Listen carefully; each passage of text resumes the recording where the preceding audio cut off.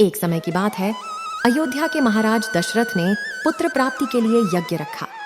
इस यज्ञ के लिए राजा दशरथ ने अपनी चतुरंगिणी सेना को काले कान वाले घोड़े को छोड़ने का आदेश भेजा। उनकी इच्छा थी कि इस महान यज्ञ में हर कोई शामिल हो, इसलिए राजा ने सभी ऋषि मुनियों व विद्वान पंडितों को आमंत्रण भेजा।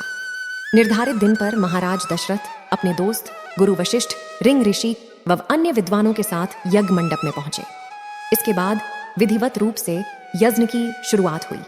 मंत्र, उच्चारण और पाठ जैसे सभी विधि विधान के साथ कुछ घंटों में यज्ञ पूरा हुआ।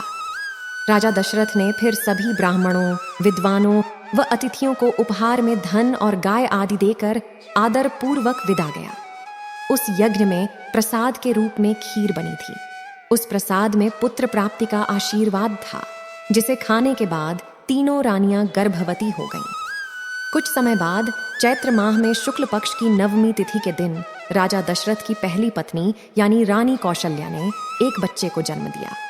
उस बच्चे के चेहरे में इतनी रौनक थी कि हर कोई देखकर समझ जाता था कि वह आम बच्चा नहीं है।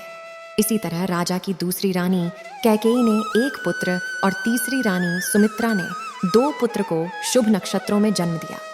राजा दशरथ का महल और नगर 4 पुत्रों के जन्म से खिलखिला उठा।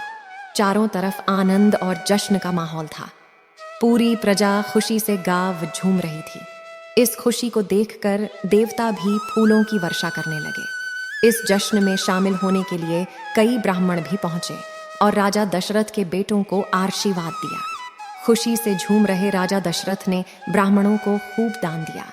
फिर अपनी खुशी जाहिर करने के लिए उन्होंने प्रजा व दरबारियों में भी धन, रत्न और आभूषण बंटवाए। समय आने पर सबकी मौजूदगी में 4 बालकों का नामकरण भी किया गया। महर्षि वशिष्ठ ने उनका नाम रामचंद्र, भरत, लक्ष्मण और शत्रुघ्न रखा। वक्त बीतता गया और धीरे धीरे ये 4 बालक बड़े हुए। इन 4 में राम अपने तेजस्वी गुणों के कारण प्रजा को अधिक प्रिय लगने लगे। अपनी प्रतिभा के चलते वो कम उम्र में ही सभी विषयों में महारत हासिल कर चुके थे। राम में सभी गुण थे, चाहे शस्त्र चलाने की बात हो या हाथी घोड़े की सवारी, हर चीज में वो अव्वल थे। साथ ही वो माता पिता व गुरुओं का भी खूब सम्मान करते थे। उनके गुणों के कारण बाकी के 3 भाई भरत, लक्ष्मण और शत्रुघ्न भी उनसे काफी कुछ सीखते थे। जब भी महाराज अपने 4 पुत्रों को एक साथ देखते, उनका मन आनंद से भर उठता था। राम में मौजूद गुणों के कारण उन्हें श्री राम और भगवान राम तक कहा जाने लगा। आगे चलकर राम के जीवन पर 2 पवित्र ग्रंथ लिखे गए, रामचरितमानस और रामायण। ऐसे ही आध्यात्मिक रहस्यों के लिए हमारे चैनल को प्लीज सब्सक्राइब करिए।